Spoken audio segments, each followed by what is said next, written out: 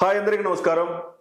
Janasena party మాజీ నాయకులు నాగర్ కర్నూలు నియోజకవర్గంలో 2023లో జనసేన పార్టీ తరఫున పోటీ చేసిన అభ్యర్థి ప్రస్తుతం నేషనల్ బీసీ వెల్ఫేర్ అసోసియేషన్కి స్టేట్ జనరల్ సెక్రటరీగా ఉన్న బీసీ నాయకుడు లక్ష్మణ్ గౌడ్ గారు ప్రస్తుతం మనతో పాటుగా ఉన్నారు. నమస్కారం అండి. నమస్తే లక్ష్మణ్, అంటే సహజంగా అందరికి వచ్చే డౌటే ఇది అన్న. అసలు ప్రొఫెసర్ నాగేశ్వర్ గారి వివాదం వేరు, ఇప్పుడు జరుగుతున్నది వేరు. అవును, అసలు ఏంటి, ఎందుకు ఇది వేరే టర్న్ ఎందుకు తీసుకుంది? ప్రొఫెసర్ నాగేశ్వర్ గారు కొన్ని మాటలు అన్నారు, అది కరెక్ట్ కాదని జనసేన ఖండించింది, ఆయన కూడా ఉపసంహరించుకుంటున్నానని చెప్పారు, అయిపోయింది. అవును. దాని తర్వాత ఇప్పుడు తెలంగాణ ఆంధ్ర వ్యవహారాలు, తెలంగాణ వాళ్ళందరూ కూడా పవన్ కళ్యాణ్ గారిని ద్వేషించే పరిస్థితులు వచ్చాయా? అది ఇంపాసిబుల్ అన్న. తెలంగాణ వాళ్ళు పవన్ కళ్యాణ్ గారిని ద్వేషించే పరిస్థితులు వచ్చాయన్న దానికి, రాలేదన్న దానికి నేనే నిదర్శనం. ఎందుకనంటే దాదాపుగా 8-9 ఏళ్ళు నేను జనసేన పార్టీతో ప్రయాణం చేశాను. ఆయనకు ఉన్నటువంటి విలువలు ఎలాంటి అన్నది అందరికీ తెలుసు. ఈరోజు తెలంగాణలో 8 మంది పోటీ చేస్తే దాంట్లో నాగర్ కర్నూలు నియోజకవర్గం తరపు నుంచి నాకు కూడా ఎమ్మెల్యే టికెట్ ఇవ్వడం జరిగింది. బీసీ బిడ్డ అయినా కూడా నార్మల్ ఒక బహుజన బిడ్డగా కామన్ మ్యాన్ కుటుంబంలో ఉన్నటువంటి నాకు కూడా ఇవ్వడం జరిగింది. తెలంగాణ ప్రజలు ఎప్పుడు కూడా ఒక సామాన్యుడు రాజకీయం చేయగలడు, చూపించి సామాన్యుడికి అర్హత ఉంది అని చెప్పిన వ్యక్తి పవన్ కళ్యాణ్. దానికి మీరే నిదర్శనం. Exactly, that's why. అందుకోసమే ఈ రోజు నేను యాక్చువల్గా లెఫ్ట్ ఇన్ జనసేన పార్టీ. నా పర్సనల్ ప్రాబ్లం వల్ల పార్టీ మీద వ్యతిరేకతతో నేను బయటికి రాలేదు. నాకున్నటువంటి నా పర్సనల్ వ్యక్తిగత రీజన్స్ వల్ల నేను బయటికి రావడం జరిగింది. సో అందుకే నేను నిన్న మొన్న చూస్తా ఉన్నా, ప్రొఫెసర్ నాగేశ్వరరావు గారు మాట్లాడినటువంటి సందర్భం ఏదైతే ఉందో, ఇప్పుడు ఒక దేశానికి హోమ్ మినిస్టర్ వ్యక్తి అమిత్ షా గారు, ఒక రాష్ట్రానికి ఉప ముఖ్యమంత్రి వారిలు పవన్ కళ్యాణ్ గారు. బేసిక్ గా వీళ్ళిద్దరు మాట్లాడుతున్నటువంటి సంభాషణని బయటికి వాస్తవానికి చెప్పకూడదు. బీయింగ్ ఏ పొలిటికల్ ఎనాలిసిస్ వ్యక్తిగా నువ్వు ఇంకో రూపకంగా చెప్పొచ్చు, కానీ పక్కనే ఉండి వీళ్ళిద్దరు ఇలా మాట్లాడుకున్నారు నా ముందు, జగన్మోహన్ రెడ్డి గారిని అరెస్ట్ చేయాలని పవన్ కళ్యాణ్ గారు అర్థించడం అని చెప్పేసి అన్నది ఇట్స్ ఫూలిష్ థింగ్. బేసిక్ గా అదొక గాసిప్, అంతే గాసిప్. ఆ గాసిప్ ని ప్రొఫెసర్ నాగేశ్వర్ లాంటి ఏదో నిన్న కాక మొన్న యూట్యూబ్ పెట్టుకుని ఎగ్జాక్ట్లీ ఏదో వాగేవాళ్ళు చెప్పే ఒక గాసిప్. ఎందుకనంటే నేను మీడియా తరపు నుంచి వచ్చిన దాదాపు ఒక 15-18 సంవత్సరాల నుంచి నాగేశ్వరరావు గారిని నేను చూసుకుంటూ వస్తున్నా.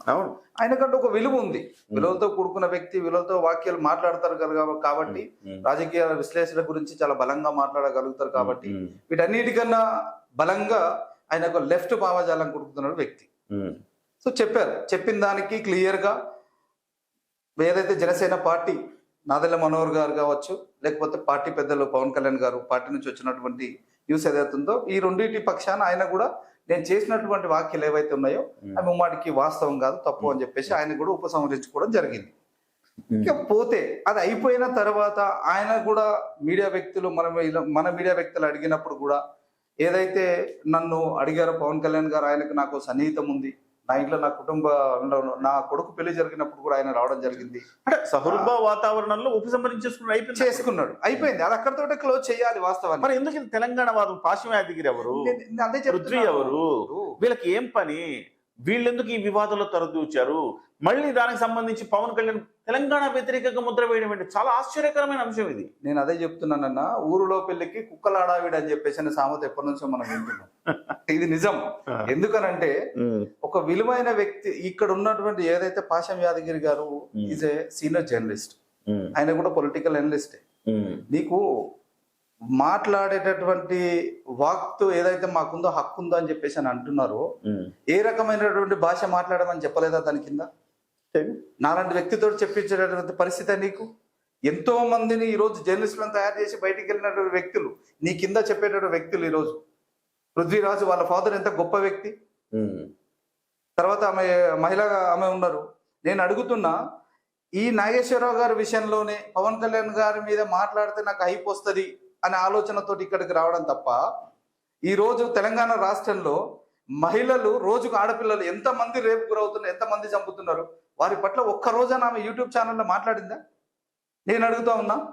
ఏ రోజు బయటికి రాని గొంతులు ఈ రోజు కేవలం ఈడ పవన్ కళ్యాణ్ గారే, అరే ఆయన్నే క్లియర్ గా చెప్తున్నారు. ప్రెస్ క్లబ్ లో మీటింగ్ పెట్టినప్పుడు వీళ్ళు మాట్లాడిన తర్వాత ఆ భాష వినేసి నా పైన ఎలాంటి కేసు ఎవరు కూడా ఫోన్ చేయలేదు, నా ఇంటికే పోలీసు రాలేదు, ఏ ఆంధ్రప్రదేశ్ వ్యక్తులు కూడా నా దగ్గరికి రాలేదని క్లియర్ గా ఆయన్నే చెప్తున్నాడు నాగేశ్వరరావు గారు.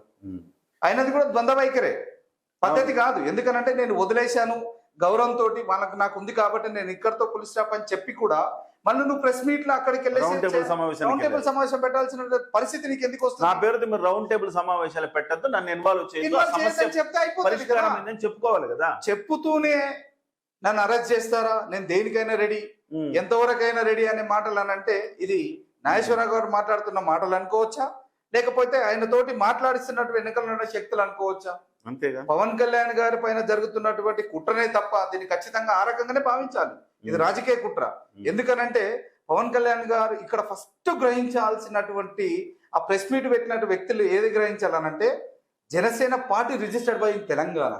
ఓకే, కరెక్టే కదా. ఆ చిన్న లాజిక్ అంత ఆ మాత్రం కామన్ సెన్స్ లేకుండా ఎలా మాట్లాడతారంటే నాకు తెలియకడతాను. పాషం యాదగిరి లాంటి వ్యక్తులు చాలా గొప్ప వ్యక్తులు ఆయన అని చెప్పి మేధావి అని చెప్పేసి ఆయనకి వేసుకున్నట్టు ఒక కోట్ వేసుకున్నారు ఈ రోజు. ఎస్, నేను యాక్సెప్ట్ చేస్తా. నేను కూడా విన్నా, ఎప్పుడో మీ ఇంటికి వచ్చిన పాషం యాదగిరి అన్నతో నేను మాట్లాడినా, ఇంటికి వెళ్ళేసి ఆయన భావజాలం గొప్పది మంచిదే, నేను కాదనట్లేదు.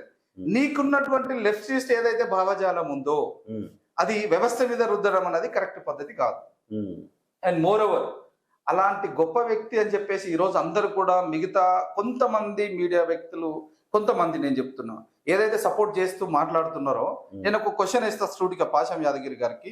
అన్న, నువ్వు నిన్న మాట్లాడినటువంటి మాటలు ఏవైతే ఉన్నాయో, ప్రెస్ క్లబ్ లా ఉన్నతమైన స్థానం జర్నలిజం అనేది ప్రజలకు ప్రభుత్వానికి మధ్యలో వారధి లాంటిది, ఒక గొప్ప ఫోర్త్ ఎస్టేట్ జర్నలిజం. అలాంటి కుటుంబం నుంచి వచ్చినటువంటి గొప్ప వ్యక్తివి నీవు, నీ నోటుకుంటే ఈ మాటలు అనంటే సినిమా వాళ్ళు వేషధారణ సరిగా ఉండదు, సినిమా వాళ్ళు ఇంకో రకంగా, సినిమా వాళ్ళు శీలం లేని వాళ్ళు అని చెప్పేసి అని అంటున్నావు. వేషధారణ గురించి అని చెప్పేసి సంస్కారం, చదువు లేదు, సంస్కారం లేదు, తాగుబోతులు, తిరుగుబోతులు, వాగుబోతులు, వగరబోతులు. నేను అడుగుతా ఉన్నా ఈ రోజు సినిమా ఇండస్ట్రీలో ఎంతమంది మేధావులు ఉన్నారు, సినిమా ఇండస్ట్రీలో ఎంతమంది గొప్ప వాళ్ళు ఉన్నారు. ఈ రోజు భారతదేశ చరిత్రని ప్రపంచ స్థాయి, ఆస్కర్ స్థాయి దాకా తెలుగు సినిమా తీసుకెళ్ళినటువంటి ఘనత ఈ రోజు సినిమాది. అలాంటి సినిమా ఇండస్ట్రీలో కొన్ని లక్షల కుటుంబాలు ఉన్నాయి. ఈ రోజు నువ్వు మాట్లాడిన పదం నీకు ఈజీ అనిపిస్తుందేమో, కానీ లక్షల కుటుంబాల్లో ఉన్న ప్రతి ఒక్క ఆడబిడ్డ పైన నువ్వు వేసినటువంటి మచ్చ. అంతమంది ఆడబిడ్డల గురించి మాట్లాడేటప్పుడు నీ ఇంట్లో నీకున్నటువంటి ఆడబిడ్డల గురించి నీకు గుర్తు రాలేదని నేను అడుగుతున్నాను పాషం యాదగిరి గారు. అంటే ఇప్పుడు ఒక లక్ష్మణ్ అనే వ్యక్తి మీకు మీడియాతోనూ సంబంధం ఉంది, సినిమాలతోనూ సంబంధం ఉంది, మీలాంటి వ్యక్తులు మాట్లాడుతున్నారు. తనీష్ అనే వ్యక్తి సినిమాల్లో చేశారు. అంటే మీ ఇద్దరికి ఎంతో కొంత జనసేనతో కనెక్టివిటీ ఉంది కాబట్టి. కానీ సాధారణంగా జనసేన సినిమా వాళ్ళని కాదు కదా అన్నది, ఎగ్జాక్ట్లీ ఆంధ్ర సినిమా వాళ్ళని కాదు కదా అన్నది. సినిమా రంగంలో అందరూ ఉన్నారు. ఇవాళ సందర్భంగా ఇంకో విషయం కూడా గుర్తు చేస్తున్నా, పక్క రాష్ట్రంలోనే లాస్ట్ 1-2 months బ్యాక్ కూడా విజయ్ గారు సినిమా ఇండస్ట్రీ నుంచే ఈ రోజు ముఖ్యమంత్రి అయ్యారు. అంతే, దానికి ఏం సమాధానం చెప్తారు మీరు? ఎంతమంది సినిమా ఇండస్ట్రీ అంతకు ముందుకు చదువు, సంస్కారం, శీలం లేని వాళ్ళని తమిళనాడు ప్రజలు ఎన్నుకున్నారా? మరి ఎన్టీ రామారావు గారు ముఖ్యమంత్రి అయినారు. ఇక్కడ నువ్వు ఏ రకంగా నువ్వు ప్రజలని నువ్వు ఏ రకంగా తిరుగుబాటు చేయాలని ఆలోచన బాధేస్తుంది లక్ష్మణ్ గారు. అంటే ఇక్కడ ఇప్పుడు మనము వాస్తవానికి మనకు పక్కనే కృష్ణానగరి, ఇక్కడ చాలా మంది, అనేక మంది సినిమా ఇండస్ట్రీలో బతుకుతున్నారు. అవును, ఇవాళ ఆయన అన్న మాటలు సినిమా ఇండస్ట్రీలో బతుకుతున్నారు. ఇవాళ అనేక మంది చిన్న వేషమో, చితక వేషమో, టెక్నీషియన్ కూడా ఎట్లో సినిమా ఇండస్ట్రీతో అనుసంధానమే బతుకుతున్నారు. వాళ్ళందరికీ కూడా ఇది వర్తిస్తుంది కదా ఆయన అన్న మాటలు. కిరణ్, ఈ రోజు నీకు వాక్ స్వాతంత్రం అనే భావజాలం నీవెట్లా, నీకంటూ ఒక ప్రొఫెషనల్ ఎలా ఉందో, సినిమా ఇండస్ట్రీలో కూడా ఒక్కొక్కరు ఒక్కొక్క ప్రొఫెషనల్ ఉంది. 24 క్రాఫ్ట్స్, 24 యూనియన్లు, 24 రంగాలు కష్టపడితేనే ఒక సినిమా బయటికి వస్తుంది. సినిమా వాడిని అంత ఈజీగా తీసేస్తే కుదరదు. నాకు కూడా సినిమా ఇండస్ట్రీ, నేను కూడా బీయింగ్ ఆల్రెడీ వర్క్ చేసి వచ్చిన 20 సంవత్సరాలు. మన తెలంగాణ ఫిలిం ఫెడరేషన్ దానికి నేను సెక్రటరీ ఉన్నా, ట్రెజరర్ గా ఉన్నా. నేను కూడా మాకు తెలుసు. కానీ ఎందుకు మిగతా వాళ్ళు స్పందించట్లేదు? సినిమా వాళ్ళకి స్పర్శ లేదా? స్పర్శ లేదన్న తెలంగాణ ఫిలిం ఛాంబర్ ఉంది, లేకపోతే తెలంగాణ ఫిలిం ఫెడరేషన్ కి అధ్యక్షులు దిల్ రాజు గారు, పక్కనే దిల్ రాజు గారు ఆఫీసు. సో ఆయనకు పట్టదా? ఇప్పుడు ఆయన కూడా అందులో ఆయన్ని కూడా అన్నారు కదా, ఆయన కూడా తగులుతుంది కదా. తెలుగు సినిమా వాళ్ళని ప్రత్యేకంగా పేరు పెట్టి అనలేదు, సినిమా వాళ్ళని అన్నప్పుడు ఈ రోజు భారతదేశమే కాదు అన్ని రంగాల్లో ఉన్నారు అన్నారు. నాకు ఆశ్చర్యం ఏంటంటే వీళ్ళెవ్వరు మనల్ని కాదులే ఇట్లా దులిపేసుకుంటున్నారా? సినిమా వాళ్ళు స్పందించనంత కాలం పాశం యాదగిరి గారు కావచ్చు, ఇంకొకరు కావచ్చు, ఇంకొకరు అంతకుముందు కొండా సురేఖ లాంటి వాళ్ళు ఆరోపణలు చేశారు. ఎవరంటే వాళ్ళు వచ్చి మీ మీద బురద చల్లుతారు, రాళ్ళేస్తారు. కనీసం మీరు వచ్చి స్పందించాలి కదా అంటారు. డెఫినెట్ గా అండి. ఈ సందర్భంగా నేను కూడా అదే కోరుకుంటున్నా. సినిమా ఇండస్ట్రీలో ఉన్నటువంటి వ్యక్తులు, ఈయన ఒక్కడే పాశం యాదగిరి ఒక్కడే తెలంగాణ వాడు కాదండి. నేను కూడా తెలంగాణ వాడిని. నేను తెలంగాణ బిడ్డనే. ఇక్కడ కూడా మేము కూడా ఇక్కడ పురిగినాం, ఇక్కడనే పెరిగినాం, ఇక్కడనే పుట్టినాం. రెండోది వాళ్ళు అంటున్నారు అక్కడ నుంచి పృథ్వీ, మిగతా వాళ్ళందరూ కూడా మాట్లాడుతున్నారు పవన్ కళ్యాణ్ ని హైదరాబాద్ రానిచ్చేయలేదని చెప్పేసి అన్నారు. నేను అడుగుతున్నా, నేను ఓపెన్ గా అడుగుతున్నా, బాబు జాగిరా హైదరాబాద్ ఏమన్నా? నీ తాత జాగిరా? ఆంధ్ర వాళ్ళు తెలంగాణకు రావద్దని అంటే ఇదే పాశం యాదగిరి గారు ఒకప్పుడు ఈ రోజు జర్నలిస్ట్ జూబ్లీహిల్స్ లో ఉన్న ఆయన ఇల్లు ఏ గవర్నమెంట్ ఇచ్చింది, ఏ వ్యక్తులు ఇచ్చినప్పుడు నువ్వు ఎందుకుంటున్నావు? మరి అట్లాంటప్పుడు నీవు తెలంగాణలో ఆంధ్ర తెలంగాణకు రావద్దు అని చెప్పేసి అనంటే నీ పిల్లల్ని మాత్రం అమెరికాలో ఎందుకు చదివిస్తున్నావు? మరి తెలంగాణలో చదివియాలి కదా నువ్వు కూడా. కరెక్టేగా. అంతేనా కాదండి? ఇక్కడ నీ బిడ్డల్ని వివక్షతో అక్కడ చూసి అక్కడ చూపించి వివక్షతో చూసి నీ బిడ్డల్ని తరిమేస్తే నీకు ఎట్లుంటది? ఇది ఎంతవరకు కరెక్ట్? అసలు తెలంగాణ విడిపోయిందండి. విడిపోయి ఆల్మోస్ట్ 10 సంవత్సరాల పైన అయింది. ప్రశాంతంగా ఉన్నాం, అందరూ ఎవరి వాట వాళ్ళకి ఏందన్నా చూస్తున్నాం. ఈ రోజు నేను ఎక్కడికన్నా వెళ్తే లక్ష్మణ్ నీది ఎక్కడనంటే నా తెలంగాణ అని చెప్తా, మీది ఎక్కడనంటే మాది ఆంధ్రప్రదేశ్ అని చెప్తున్నారు ఓపెన్ గా. ఇవన్నీ మంచిగానే ఉన్నాయి, అందరు మంచిగా ఉన్నట్టు. కొత్తగా తెలంగాణ ఆంధ్ర వాళ్ళ పెత్తనం అని చెప్పేసి అని పెట్టడం అనేది, ఆ వెనకాల ఫ్లెక్సీ చూసారా మీరు? పూటి కింద తెలంగాణ రాయడం అని అంటే తెలంగాణ హస్తత్వాన్ని నాశనం చేసేటటువంటి అక్కడ కూర్చున్న ఆ 5-6 మంది అమూర్ఖులు. నిజంగా తెలంగాణను అవమానించింది వాళ్ళు. అదే చెప్తున్నాను. పైన బూటు రాసి కింద వేసేసి నువ్వు తెలంగాణ అంటే ఆ మూర్ఖులు అక్కడ కూర్చున్న మూర్ఖులు.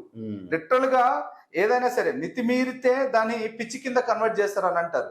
అక్కడ కూర్చున్న వాళ్ళందరికీ వాస్తవానికి పిచ్చెక్కింది అని అనుకుంటా. నేను లిటరల్ గా చెప్తున్నా, పిచ్చెక్కింది కాబట్టి అడ్డమైన మాటలన్నీ మాట్లాడుతున్నారు. ఇక్కడ వస్తే అది చేస్తాం, అక్కడికి వస్తే అది చేస్తాం అని అంటే బరాబర్ ఎక్కడికి వెళ్ళినా, ప్రపంచంలో ఎక్కడికి వెళ్ళినా పవన్ కళ్యాణ్ గారిని పార్టీ పరంగా కాదు, వ్యక్తి పరంగా ఆయన అభిమానించే వాళ్ళు ఖచ్చితంగా ఉంటారు. పార్టీ పరంగా అభిమానించే వాళ్ళు ఉంటారు. పవన్ కళ్యాణ్ గారు ఏం చెడ్డ పనులు చేయట్లేదు. ఈ రోజు చల్తి నేను ఈ రోజు అడుగుతున్నా, ఒక మీడియా మిత్రుడు అక్కడ కూర్చున్నాడు రఘు అని చెప్పేసి, నీవు పెట్టినప్పుడు ఉన్నటువంటి ఆస్తులు ఎన్ని ఉన్నాయి, ఈ రోజు నీకున్నటువంటి బ్యాంక్ అకౌంట్ మొత్తంది నువ్వేం చేయకుండా ఎట్లా సంపాదించినావు? తొలివేలి రఘు చరిత్ర గురించి ఎవరికి తెలియదు ఈ రోజు. కరెక్టే. నేను ఓపెన్ గా మాట్లాడుతున్నాను. పాశం యాదగిరి గారు మీకు ఎన్ని ఆస్తులు ఉన్నాయి? నువ్వు సమస్యల పట్ల కోట్లాడుతారు కదా, ఈ రోజు ఎన్ని కోట్ల రూపాయలు ఆస్తి ఉండాలి మీకు? ఏం చేసిరని చెప్పి నేను అడుగుతున్నా. అక్కడ కూర్చున్న వాళ్ళు ఈడ క్లియర్ గా ఒకటే అండి, వాళ్ళందరూ కూడా